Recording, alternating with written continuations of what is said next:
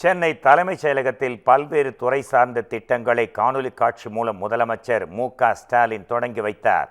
சென்னை தலைமைச் செயலகத்தில் நடைபெற்ற நிகழ்ச்சியில் தமிழ்நாடு விளையாட்டு மேம்பாட்டு ஆணையம் மற்றும் ஹாக்கி இந்தியா இணைந்து நடத்தும் 14வது ஆடவர் ஹாக்கி இளையோர் உலகக்கோப்பை போட்டிக்கான வெற்றி கோப்பையை முதலமைச்சர் அறிமுகம் செய்து வைத்தார்.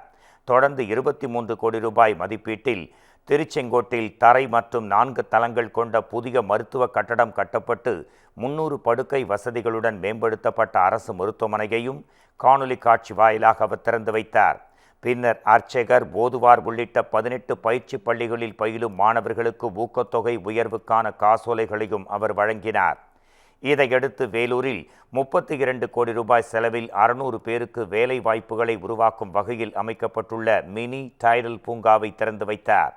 மேலும் நாமக்கல் மாவட்டம் ராசிபுரத்தில் 37 கோடி ரூபாய் மதிப்பீட்டில் 600 பேருக்கு வேலை வாய்ப்பை உருவாக்கும் நோக்கில் மினி டைடல் பூங்கா அமைப்பதற்கு காணொலி காட்சி வாயிலாக முதலமைச்சர் அடிக்கல் நாட்டினார்.